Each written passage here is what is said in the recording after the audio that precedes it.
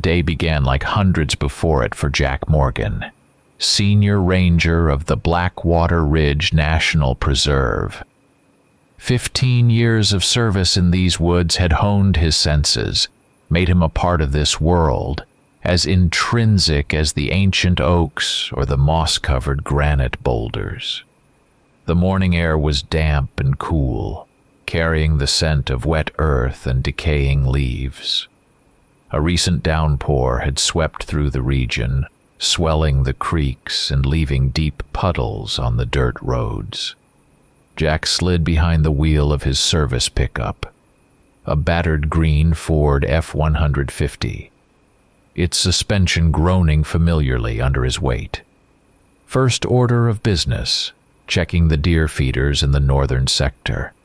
The road wound between the trees, sunlight struggling to pierce the dense canopy, dappling the forest floor in shifting patterns. He drove slowly, window down, listening to the familiar sounds of the woods, or rather, to their absence. For the past couple of weeks, the silence had grown thicker, more insistent. The usual morning chorus of birdsong was missing. Even the raucous jays seemed to have vanished. Near feeder number 3, at the base of a low hill, Jack stopped the truck. The salt lick was untouched. The corn scattered around it also lay undisturbed. There were no tracks from the white-tailed deer that usually congregated here. Strange. Jack knew their habits, their migration routes, their favorite feeding spots. Such emptiness was uncharacteristic. He continued his patrol, checking the condition of the trails. The downpour had washed out a few sections on the waterfall loop, but nothing critical. Closer to noon, he decided to detour toward Stone Creek, a popular spot for tourists during the summer months, though now in the off-season it was deserted. About 100 yards from the bank, he caught it, the heavy, cloying stench of decay. It wasn't the first time. Death was a natural part of forest life. But something about this smell put him on edge. He parked the pickup and proceeded on foot, his boots sinking softly into the damp earth. The smell intensified. He found the remains at the base of a large sycamore. It was an adult white-tailed buck, or rather, what was left of him. Jack approached cautiously, examining the carcass. The sight was unpleasant, but that wasn't the issue. The damage was entirely atypical. This didn't look like the work of coyotes or even a black bear, of which there were plenty here. The carcass looked as though it had been cleanly split open. Ribs were broken at bizarre, unnatural angles, as if snapped by a single immense force. Large bones like the femur were shattered. Tooth marks were visible on the torn hide and bone's massive, deep impressions, but their shape didn't match the pattern of bear claws or wolf fangs. And the strangest part, there were no signs of a struggle nearby. The ground wasn't torn up, no broken branches, surprisingly little blood, as if the deer had been killed instantly without resistance. Jack crouched down, his years of experience screaming that something profoundly wrong had happened here. He pulled his camera from his pack and began methodically documenting the find. He photographed the carcass from various angles, then focused on the tracks around it. There they were, deep impressions in the soft mud. Three-toed with a massive rear claw that dug into the earth with particular force. They partially resembled very large wolf tracks, but the toe placement was different, and the stride length indicated the creature had been moving on two legs, at least for some of the time. He measured one track with his tape, nearly 12 inches long. Jack carefully collected a few tufts of dark, coarse fur snagged on a nearby bush, using tweezers. The fur felt unfamiliar, rough to the touch. unlike any local animal he knew. He sealed the samples in a separate plastic bag. He recorded the precise GPS coordinates in his official logbook. The next step was to check the nearest trail camera, one he'd installed a couple of months back on a game trail leading to the creek, about half a mile away. He hoped the camera might have captured something useful. When he reached the tree where the camera hung, his suspicions only deepened. The camera had been torn from its mount and smashed. The durable plastic casing was crushed, as if squeezed in a vise of incredible strength. The memory card was missing. This no longer felt like a random event. Someone or something had deliberately destroyed the evidence. Back at the pickup, Jack radioed the main station. He reported the finding, trying to convey the details as accurately as possible, but without undue panic. Sarah, the dispatcher whose calm voice he heard almost daily, listened intently. Colleagues who joined the call offered suggestions. Maybe poachers with unusually large dogs, or perhaps a stray, oversized wolf, or a rogue bear with odd habits. But Jack felt it. That wasn't it. He heard the desire for a simple explanation in their voices, but his intuition screamed otherwise. In the following days, the strangeness continued. Another find a torn-apart coyote, then a couple more deer. The pattern of damage was identical. Surgical precision in the dismemberment, shattered bones, enormous tracks. Scant reports began trickling in from hikers who had ventured into remote corners of the park, speaking of strange sounds at night. A long, mournful howl, unlike any wolf or dog, sometimes shifting into a low, guttural growl that chilled the blood. Jack Morgan compiled a detailed official report, attaching photos of the tracks and descriptions of the damage. He requested permission from park management to install additional reinforced cameras and steel boxes, and suggested bringing in a large predator specialist from another region for consultation. The response came a few days later, dry and evasive. Situation under review. Maintain vigilance. Avoid direct confrontation with unknown predator. Further instructions will follow. Jack read between the lines. A reluctance to cause panic, or worse, an attempt to cover up something serious. Dawn was just beginning to paint the eastern edge of the sky a pale rose when the familiar morning quiet at the ranger station was shattered by the growing roar of rotor blades. Jack Morgan was pouring himself a second cup of strong coffee standing by the window of his small service cabin adjacent to the main building. The sound was unfamiliar, too powerful for the light aircraft that occasionally flew over the preserve. He stepped out onto the porch. Hovering just above the treetops, descending toward the service parking lot, was a large black helicopter. There were no markings on its fuselage, neither military nor civilian. It touched down with a deafening roar, whipping up a vortex of dry leaves and dust. From the open side hatch, a group of men disembarked quickly, with military precision. 8 of them, all clad in black tactical gear, devoid of any patches or emblems. They were armed to the teeth. M4A1 carbines with advanced optics, sidearms holstered on tactical vests. One even carried a pump-action shotgun. Their movements were practiced, coordinated. Each man knew his place. One of them, clearly the commander, a sturdy man around 40, with a short haircut, a strong jaw, and cold, observant eyes, a thin white scar standing out on his left cheek, broke away from the group and headed straight for Morgan. He stopped a few feet away from the ranger. Jack Morgan. The voice was level, devoid of emotion. Jack nodded, feeling the tension thicken the morning air. The man briefly flashed an ID in a plastic holder. Captain Peterson, Biological Security Agency. The name sounded official but excessively vague. Jack had never heard of such an agency. A biological emergency has been declared in the preserve. You, Mr. Morgan, are assigned to our unit as a guide and consultant on local terrain until further notice. Security clearance is maximum. Peterson spoke curtly, tersely, leaving no room for argument.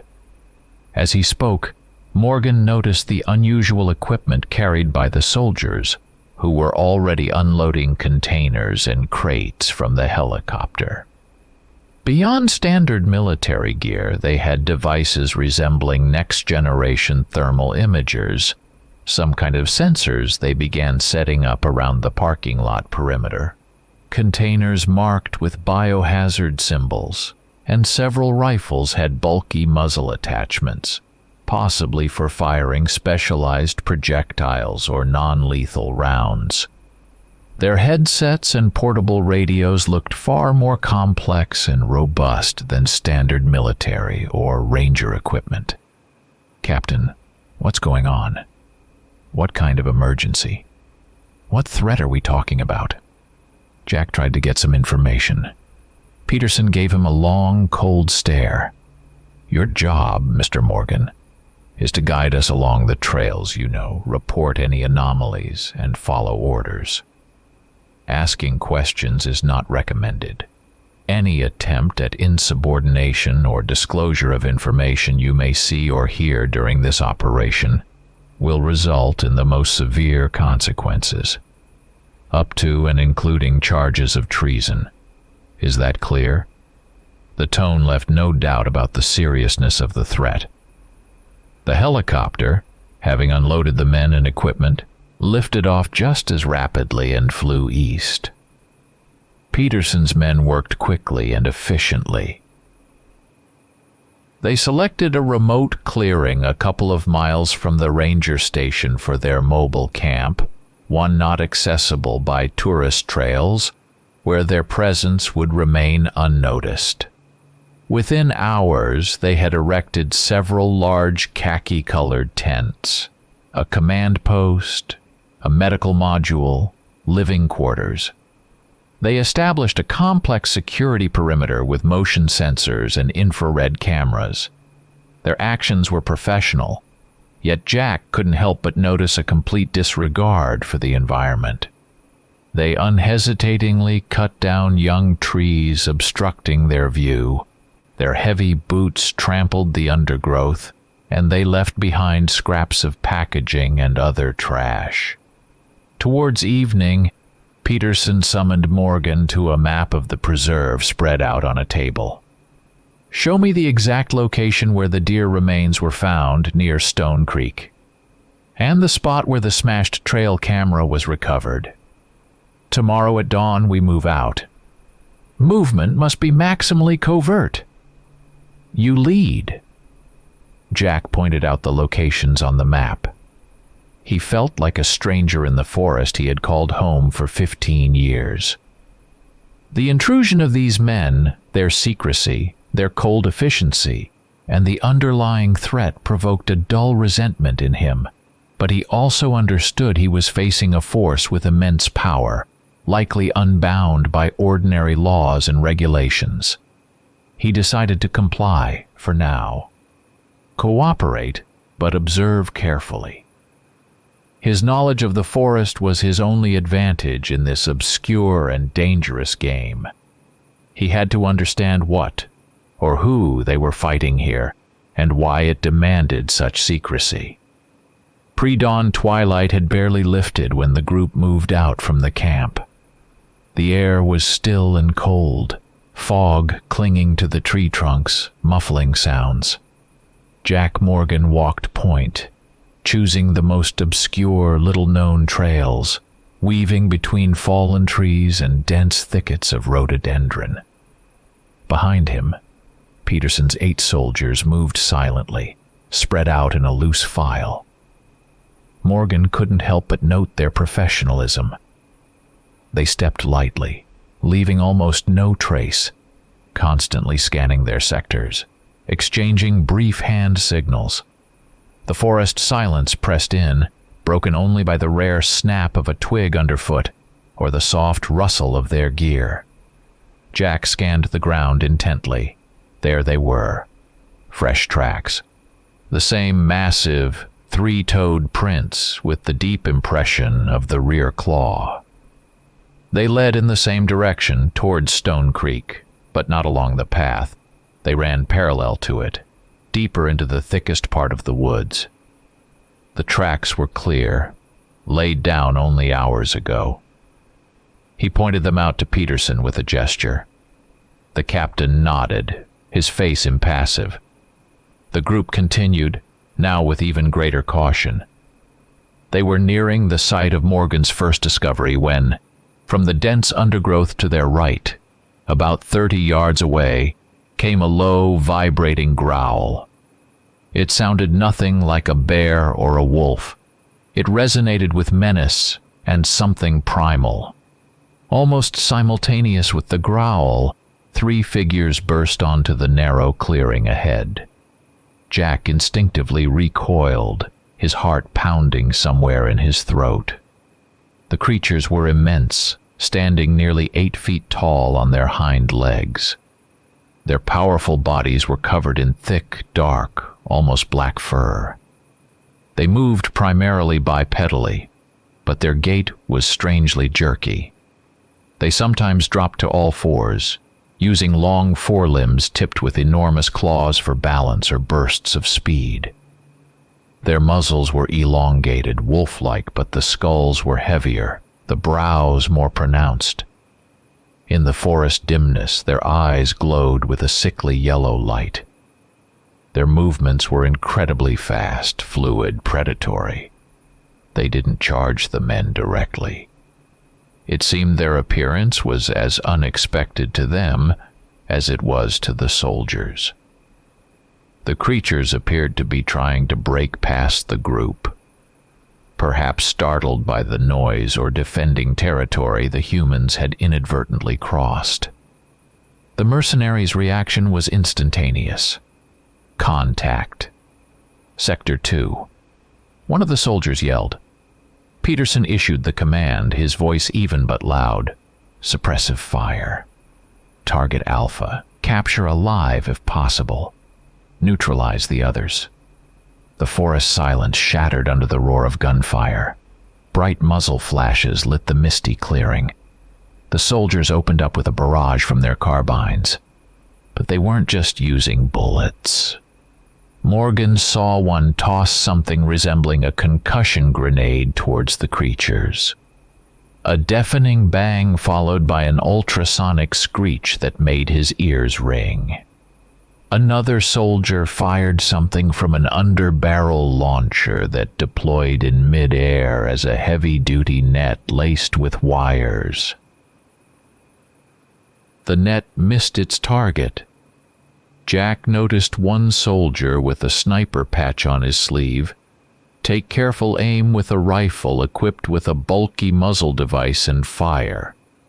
It looked like a tranquilizer dart, but it struck the tree next to one of the creatures.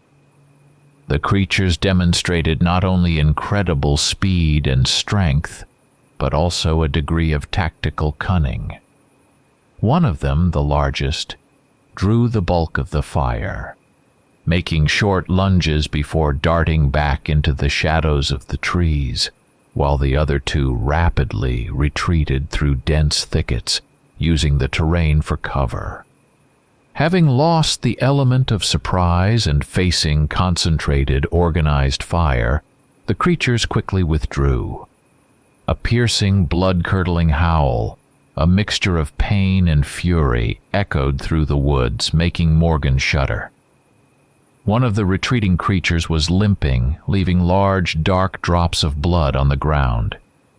The fight ended as abruptly as it began. One mercenary was wounded. a ragged tear on his forearm from the claws of a creature as it burst past. He was immediately attended to. The others quickly policed their brass and checked the perimeter. While the medic bandaged the wounded man, Morgan overheard Peterson speaking into his encrypted radio in a low, tense voice. Contact established. Subject Lupus Prime. Demonstrated high adaptability and speed.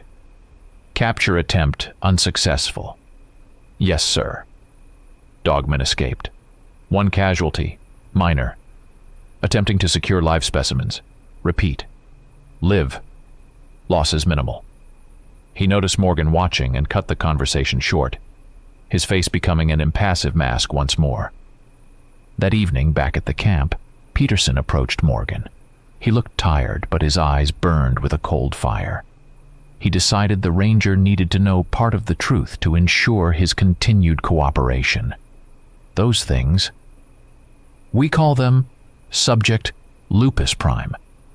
Unofficial reports refer to them as Dogmen. They're the result of a genetic experiment gone wrong. A classified lab, Project Nightwolf, in the next state. There was a containment breach.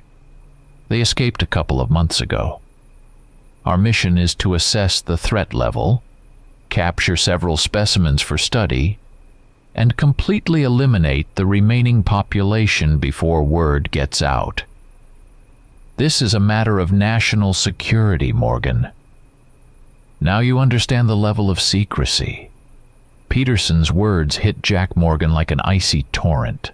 Dogmen, Subject Lupus Prime, genetic experiment, laboratory, containment breach, national security. The phrases assembled into a monstrous picture, chilling with the cold touch of government secrets and reckless tampering with nature. The monsters from the dark corners of the forest he had begun to fear weren't spawned by the wild, but by human hands. Hands that were now trying to erase the evidence of their mistake. Jack felt a mixture of shock, disgust, and a strange, twisted kind of understanding. It explained the bizarre damage to the animal carcasses, the unusual tracks, and the deliberate destruction of the trail camera. He opened his mouth to ask the questions swirling in his head. How many were there? Why had they come here to this preserve? How dangerous were they to humans? But Peterson preempted him, holding up a hand. You know enough, Morgan. Exactly what you need to know to do your job. Your business is guiding us through this territory. The rest doesn't concern you, and I strongly advise you to forget your curiosity. His voice was firm, allowing no argument. Later, as Jack was sorting gear for the next patrol near one of the tents, one of the mercenaries approached him. A large, bald-headed man with a scorpion tattoo on his neck and mean, close-set eyes. His vest bore the patch stinger. He stepped in close, invading Morgan's personal space. "Listen up, Ranger," he hissed, his voice low enough for only Jack to hear. His breath smelled faintly chemical, unpleasant. "You're part of this op now. Not by choice, but you're in. One wrong word over the radio to the wrong people, one wrong move, one sideways glance, and you just disappear. Missing in action during patrol, an accident, mauled by a bear, drowned in a swamp. You get me? Nobody will even bother looking too hard. We're the law out here. Forget your rules." The threat was unambiguous and utterly real. Jack looked into Stinger's empty eyes and knew the man wasn't bluffing. Deprived of the ability to act openly or seek help, Morgan shifted into observer mode. He began watching Peterson's men closely, their behavior, the small details that had previously escaped his notice. He saw that before each patrol, especially those anticipated to be dangerous, the soldiers took some kind of drug. Some swallowed capsules from unmarked military blister packs. Peterson himself stepped aside several times a day and administered a quick injection into his thigh from a device resembling an emergency auto-injector. After taking these substances, the mercenaries' behavior changed. Their pupils dilated even in bright light. The whites of some men's eyes became bloodshot, webbed with broken capillaries. Their reactions grew sharper, almost instantaneous, but sometimes Jack noticed slight coordination issues, a barely perceptible tremor in their fingers. They became more aggressive, irritable, communicating amongst themselves in short, barking phrases. They seemed to barely sleep, constantly on edge like coiled springs. Jack felt trapped. Peterson had confiscated his service radio on the first day, issuing him one of their encrypted models tuned exclusively to their internal channel. He was cut off from the outside world, surrounded by heavily armed men whose behavior grew increasingly erratic under the influence of unknown stimulants. And he was forced to help them hunt creatures that, despite their artificial origins, were incredibly dangerous and clearly wouldn't surrender without a fight. One night, when the camp had fallen into relative quiet, disturbed only by the generator's hum and the crackle of guard fires, Morgan made a desperate attempt. Tucked away in his old backpack, the one he always carried on long patrols, was a small emergency transmitter, an old model, but functional. He slipped out of his tent, trying to be silent, and moved into the dense spruce grove at the edge of the clearing. He switched on the transmitter, tuning it to the Park Service emergency frequency. Silence. No response signal, just steady white noise. Then he understood. They were using some kind of electronic warfare device, a jammer, blocking all unauthorized signals within a radius of several miles around the camp. He was completely isolated. Realizing he had no other choice, Jack decided to play by their rules. For now, at least. He would guide them through the forest, share his knowledge of the terrain, of wild animal behavior. But he would also memorize their routes, their tactics, note their weaknesses, listen to their conversations. He had to survive. And if the opportunity arose, find a way to either escape or somehow influence this insane operation. Peterson was clearly displeased with the outcome of the first encounter. Losing one man wounded and letting all the dogmen escape without even a tissue sample, aside from blood drops on the ground, wasn't part of his plan. He was now more determined.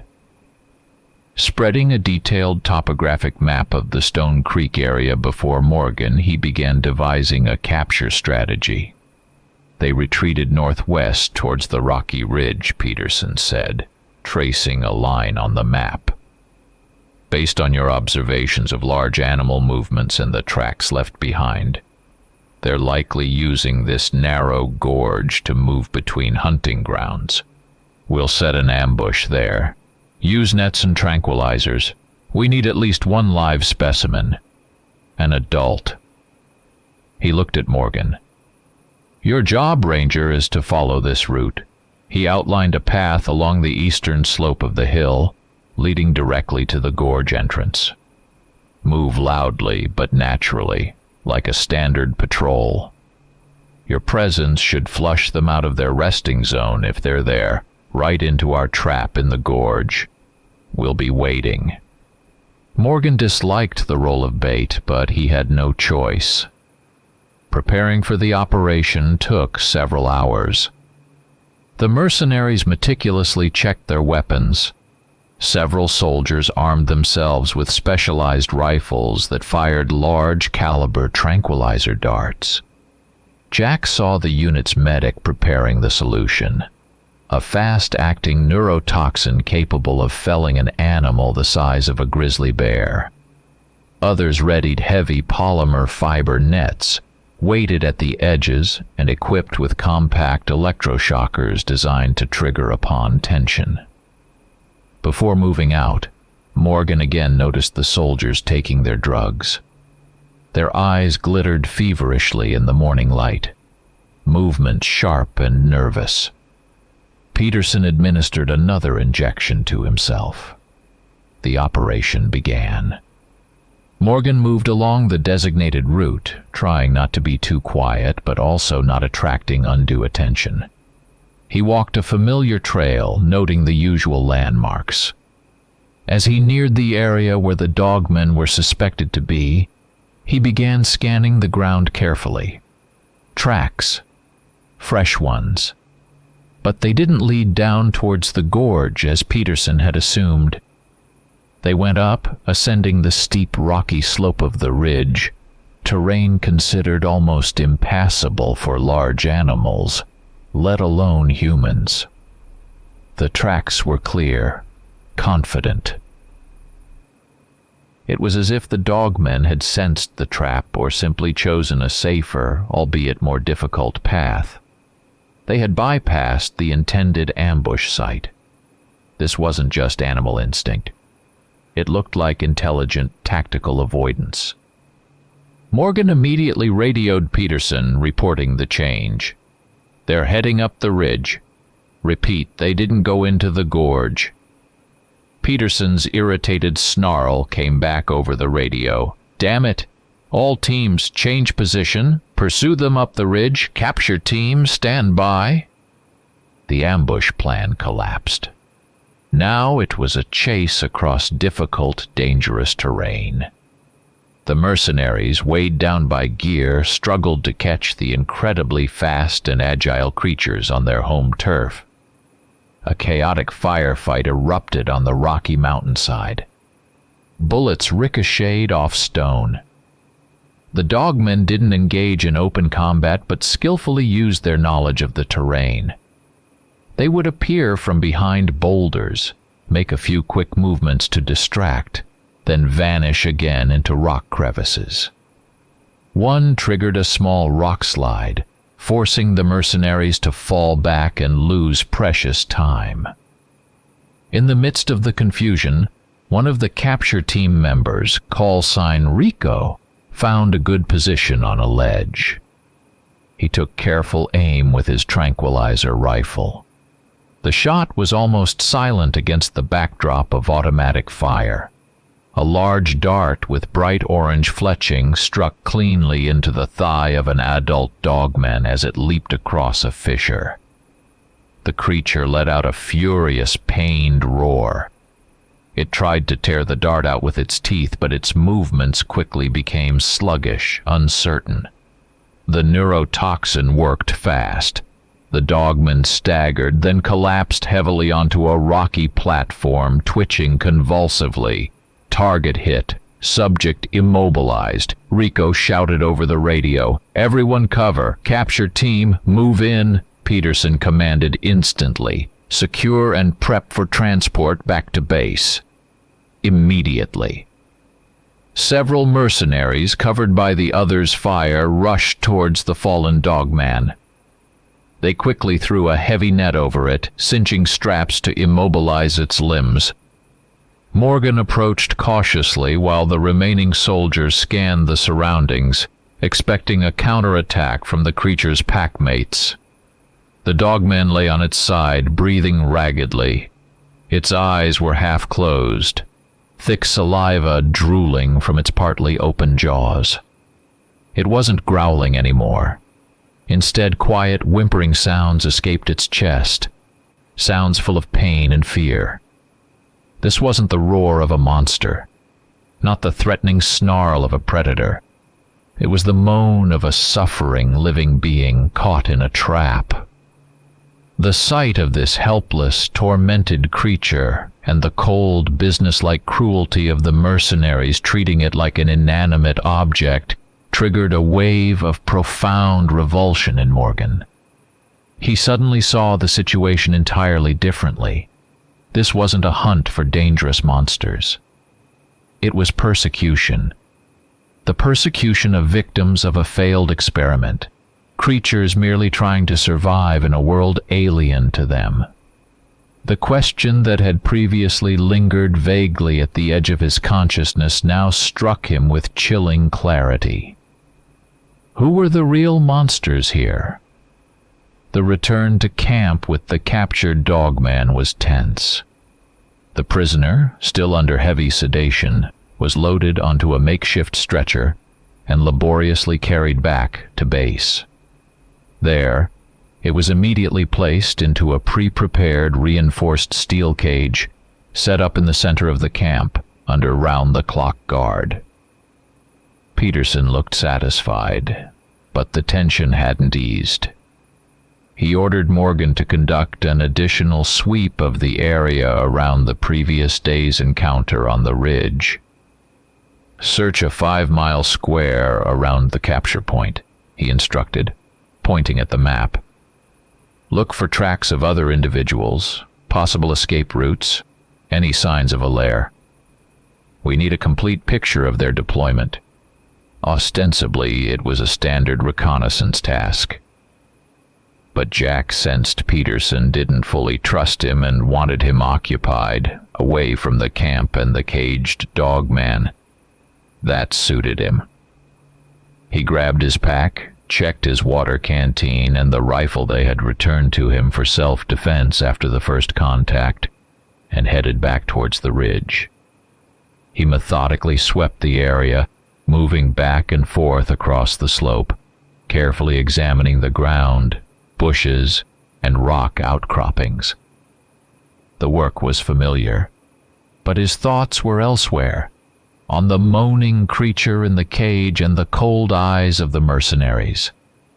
About 2 hours into his search, while skirting a dense patch of wild raspberries near where the Dogman had been shot, Morgan noticed a small, almost hidden crevice in the rock at the base of a large boulder. The entrance was partially concealed by old, dry branches, clearly placed deliberately. Curiosity won out. He carefully moved the branches aside and peered into the shallow cave. From the darkness, a pair of large, frightened eyes stared back at him. Then he heard a soft, plaintive whimper. Huddled in the corner of the crevice, pressed against the cold stone wall, was a Dogman pup. It was about the size of a large Labrador retriever, but with disproportionately large paws and head. Its dark fur was softer than the adult's, and its eyes, though filled with fear, held less of the yellow glow and more of a dark brown hue, tinged with curiosity. The pup was trembling, whether from cold or terror. The ranger's heart clenched with an unexpected surge of compassion. He wasn't seeing a monster, not subject Lupus Prime, but a frightened, lonely child. Perhaps its mother or father was the one now lying in the cage back at camp, or wounded during the skirmish. He instantly pictured what Peterson's men would do to this pup if they found it. A cage, sensor wires, needles for samples, perhaps vivisection in the field lab. His long-held instinct as a protector of nature, his inner need to shield the defenseless, overrode his fear of the mercenaries and their threats. The decision came instantly. He had to hide this discovery. Quickly but carefully he observed the pup from a distance. It showed no aggression, only pressing itself deeper into the corner, watching him with wide eyes. Satisfied the pup wasn't injured, Jack backed out of the crevice. He meticulously covered his tracks around the entrance with dirt and dry leaves, as well as any tracks that might lead to this spot. Then he carefully restored the camouflage of branches, trying to make it look as natural as possible. He resolved not to tell anyone about his find. Not Peterson, not the other rangers, if he ever managed to contact them. This was his secret. Returning towards the camp, he deliberately took a detour several miles out of his way. In a gully near a stream, he happened upon old but clearly visible black bear tracks and several saplings the bear had knocked down. He reported this loudly and in detail over the radio to Peterson, describing the track size and the bear's direction of travel, hoping to divert attention from the ridge area. During the report, he also accidentally tapped the radio against a tree trunk several times, then reported that the connection was unstable and he might need to return to the ranger station for tools for a minor repair, giving himself a potential pretext for leaving the camp later. Under the guise of checking the far perimeter the next day, Morgan headed towards the ridge again. He approached the crevice with extreme caution, ensuring he wasn't being followed. From his own rations, he took out several pieces of jerky and opened his canteen of fresh water. He left the food and water just inside the cave entrance and quickly departed. He understood the immense risk he was taking. If discovered, the consequences would be dire. But the thought of abandoning this defenseless creature to certain death, or handing it over to Peterson's men, was unbearable. This secret became a heavy burden on his shoulders. He was no longer just a passive observer or a reluctant guide. He had become an active player, engaged in a dangerous game against ruthless professionals. He had to be exceedingly careful. The days dragged on in tense anticipation and hidden conflict. The atmosphere in the mercenary camp grew increasingly oppressive and volatile. The effects of the stimulants the soldiers continued to take became more apparent and sinister. Jack Morgan, observing them closely, noted frightening changes. Outbursts of unprovoked aggression became more frequent. He saw two soldiers nearly come to blows over some trivial matter until Peterson's shout broke them apart. Paranoid mutterings surfaced, whispered but loud enough for Jack to overhear. "He's watching me. You hiding something from the captain. These things, they're everywhere. I can feel them." Stinger, the mercenary with the scorpion tattoo, suffered a brief seizure while cleaning his weapon. He froze for several seconds with a glazed look, then collapsed, convulsing. The unit medic quickly injected him with something, and the incident was officially blamed on fatigue from high altitude. But Jack saw the fear in the other soldier's eyes. Discipline, initially ironclad, was visibly fraying. The tension mounted with each passing hour. Chronic sleep deprivation from round-the-clock duty and the drugs, the stress of the recent firefight, the awareness of the danger posed by the Dogmen, and the side effects of the stimulants, all combined into an explosive mix. The mercenaries increasingly eyed Morgan with open suspicion. They monitored his movements, asked probing questions about the terrain, as if trying to catch him in a lie or inconsistency. Peterson became even more withdrawn and irritable. He barely spoke, issuing orders in short, sharp bursts. Jack noticed the captain was now taking his injections more frequently, sometimes twice a day. His eyes were almost constantly bloodshot, dark circles etched beneath them. His speech became disjointed, his movements abrupt, almost spastic. He was obsessed with capturing more Dogman specimens. It seemed to have become his sole focus, eclipsing everything else. One late evening, passing the command tent where a dim light burned, Morgan overheard fragments of a furious conversation Peterson was having over the encrypted comms channel. The captain was clearly speaking to a superior, someone he referred to as handler. No, sir, still only one live specimen. They proved smarter and more organized than we anticipated. Yes, I understand the deadline. The pressure's mounting, but my men are at their limit. I need results, Handler. 2 live, mature, reproductive age specimens. Otherwise, the entire operation will be deemed a failure, and you know what that means for all of us. Your enhancers are pushing their limits, but they have limits. Don't worry, sir. I'll deliver them. Whatever it takes. Repeat, whatever it takes. Peterson's voice cracked with strain and poorly concealed fury. Morgan moved away from the tent, a chill running down his spine. Whatever it takes. The words sounded ominous. The fate of the captive dogman caused Jack increasing anxiety. He saw the unit's medics, clad in protective suits, regularly approaching the cage. They took blood samples, tissue scrapings, administered injections that left the creature even more lethargic. The dogman barely moved, only occasionally letting out a low moan. It was clearly suffering from the wounds sustained during capture and the constant sedation. It seemed to Jack they were conducting cruel experiments on it right there in the field, with no regard for its well-being. Risking everything, Morgan continued his secret visits to the crevice on the ridge. He brought the pup leftovers from his rations, jerky, crackers, sometimes even canned fruit, and always fresh water. The pup gradually began to acclimate to him.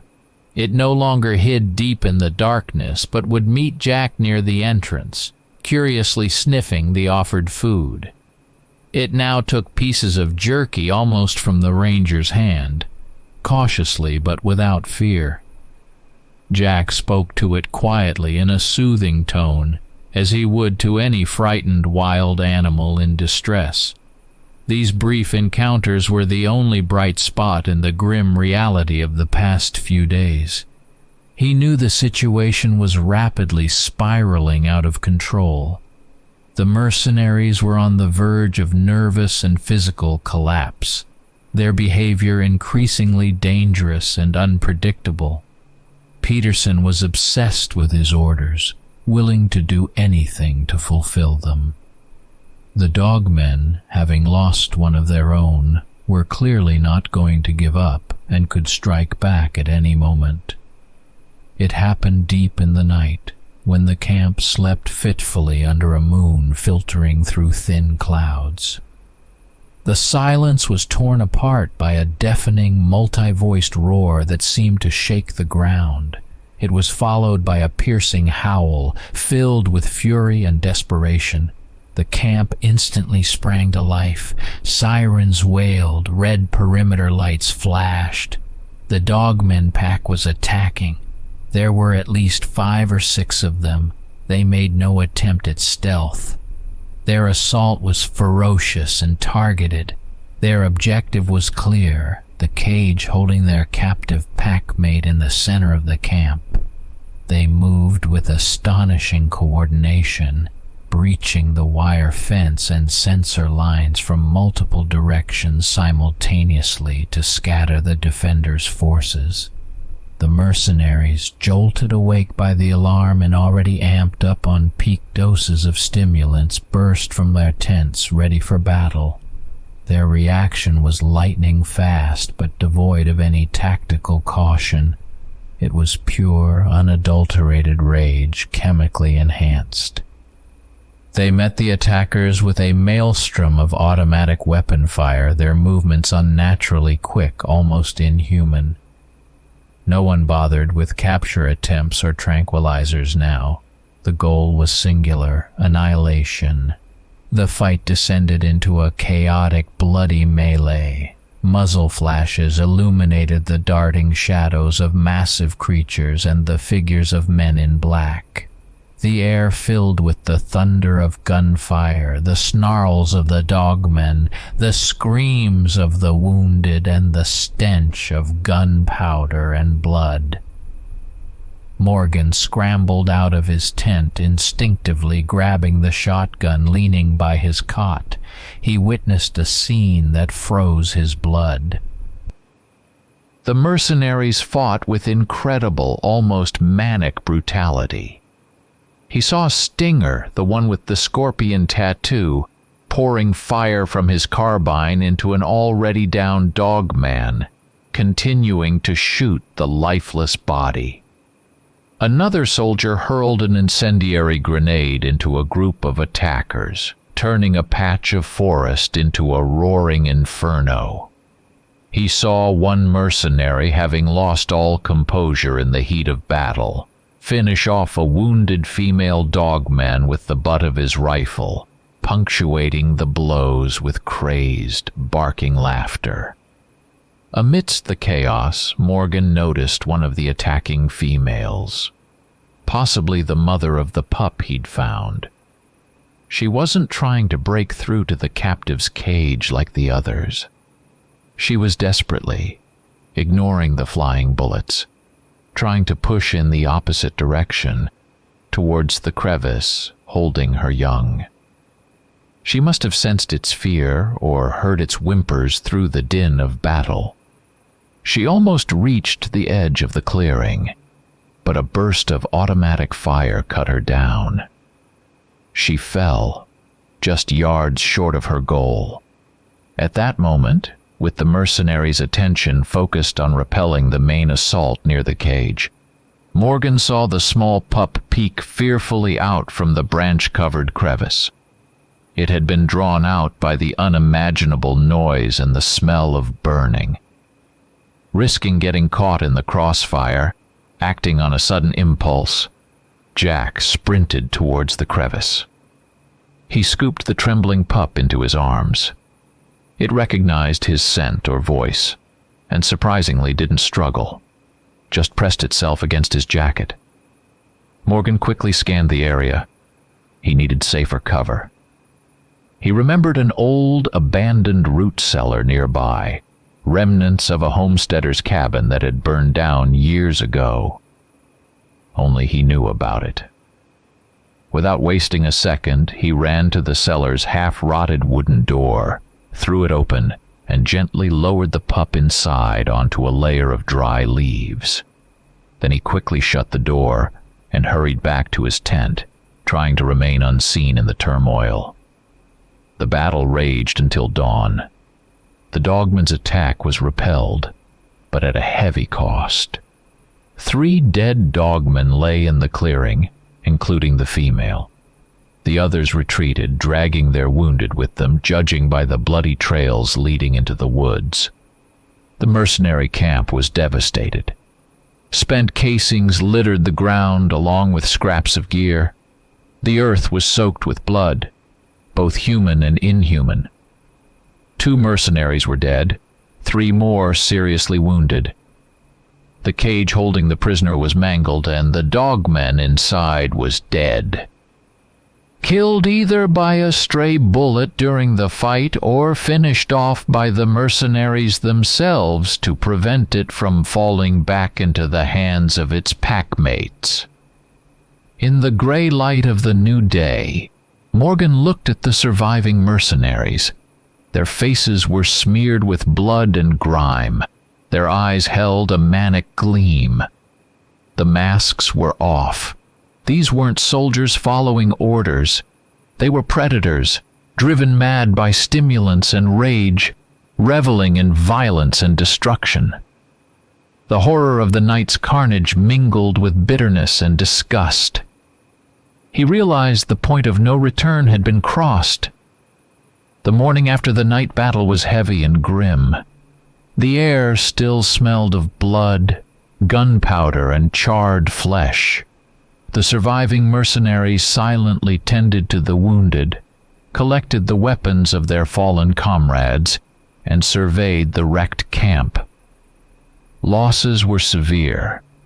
The mission to capture live specimens a total failure.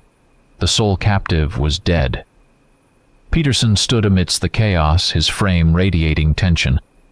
The captain's face was pale, deep shadows under his eyes, and his left eye twitched uncontrollably. A clear sign of extreme nervous system exhaustion and drug side effects.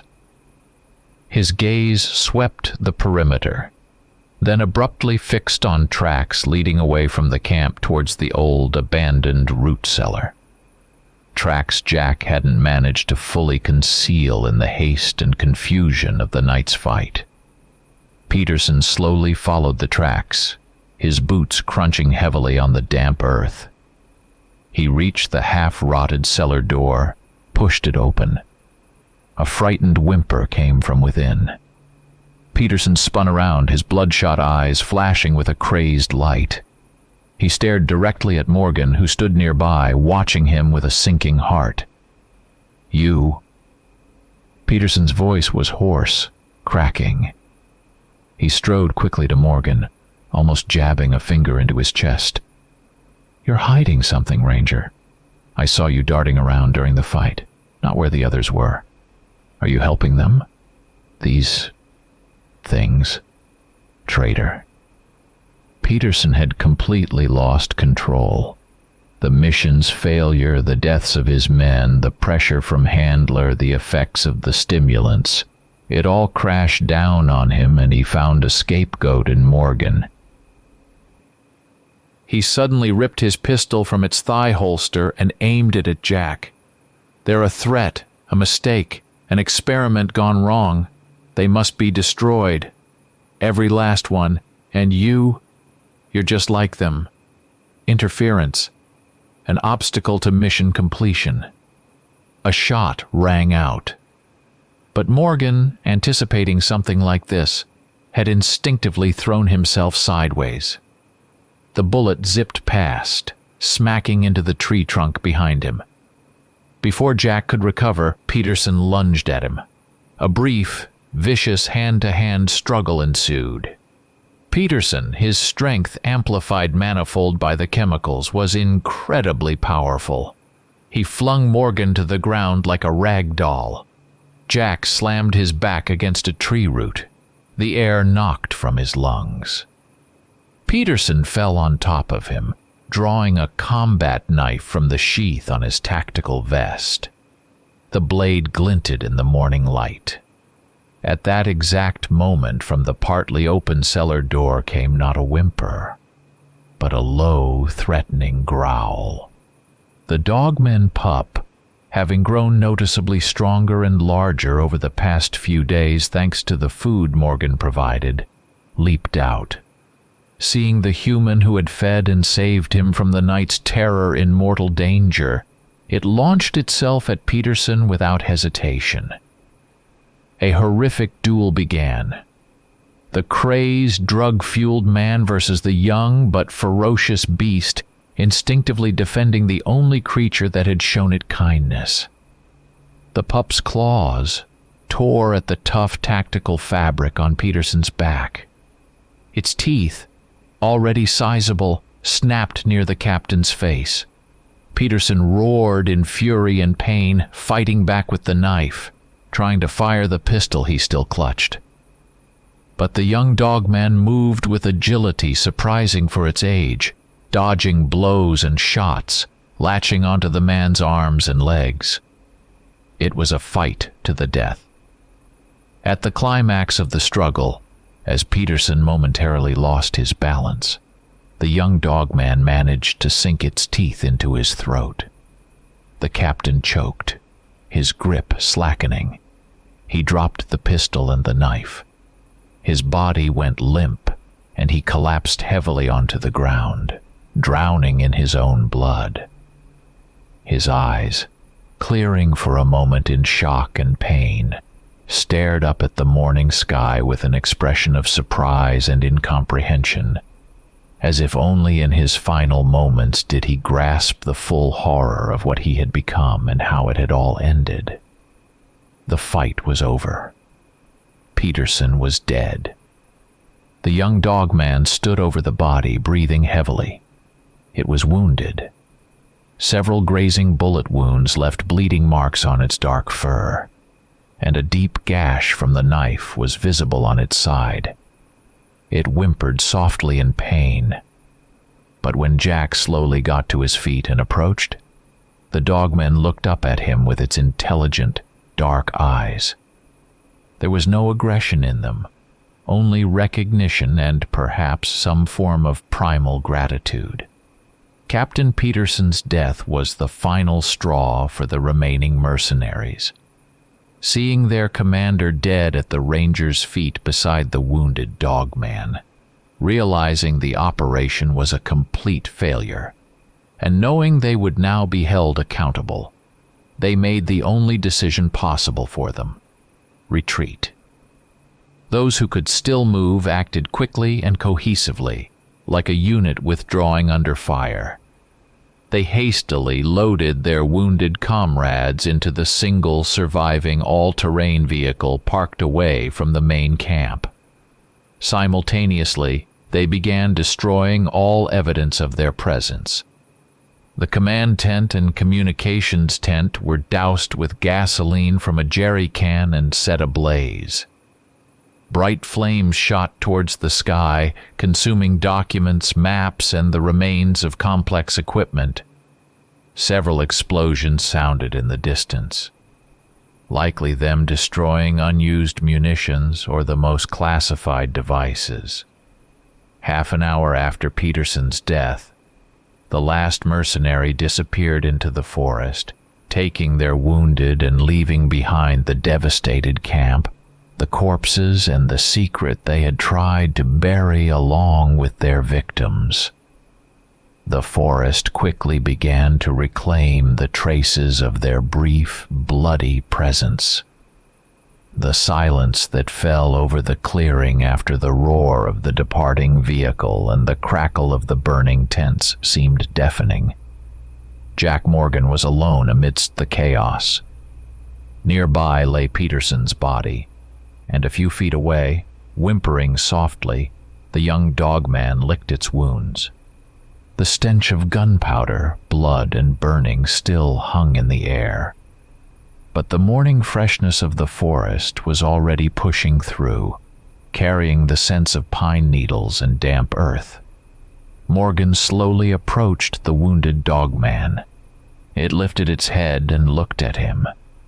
There was no fear or aggression in its gaze, only exhaustion, pain, and some deep, silent understanding. Jack knelt beside it. In his own first aid kit, always carried in his pack, he found antiseptic, bandages, and painkillers. Carefully, trying not to cause additional pain, he treated the dogman's worst wounds, the bullet grazes and the knife cut. The creature endured the treatment patiently, only occasionally letting out a soft whimper. When Jack finished, the dogman struggled onto its large, still gangly paws. It stood for a moment, looking at Morgan, then emitted a low, vibrating sound, almost like a farewell. Then it slowly turned and, limping, padded deeper into the woods, towards the rocky ridge where perhaps the remnants of its pack awaited. Morgan watched it go until the dark figure dissolved into the morning mist between the trees. He knew they would go far. They would seek a new refuge, a place where humans wouldn't disturb them again. Their goal from the start hadn't been attack, not conflict. They had only sought survival and safety in a world that had been hostile to them from the moment of their creation. Now, Morgan was left alone with the aftermath. Peterson's body, the ravaged camp, the signs of battle. He knew the official story, whatever it turned out to be, would likely be far removed from the truth. An attack by a wild animal, a training accident involving an unidentified unit, the activity of elusive poachers. Any number of cover stories could be invented. His own fate was uncertain. He was a witness who knew too much. They might try to silence him through threats, blackmail. They could accuse him of aiding the enemy or even of murdering Peterson. They might simply arrange another accident in the woods. He would likely be disposed of, one way or another. He looked up at the sky, where sunlight streamed through the canopy. And in that quiet, Jack Morgan asked himself the question that had tormented him for days. Who truly had been the monster? The creatures born of arrogant science, desperately clinging to life and seeking only refuge, even if it meant killing wild animals for sustenance. Or the humans who created them, then hunted them with inhuman brutality, fueled by chemical stimulants and willing to do anything to conceal their dark secrets. The answer seemed obvious and frightening in its simplicity. He was alone. Uncertainty lay ahead. But for the first time in a long while, he felt he had made the right choice.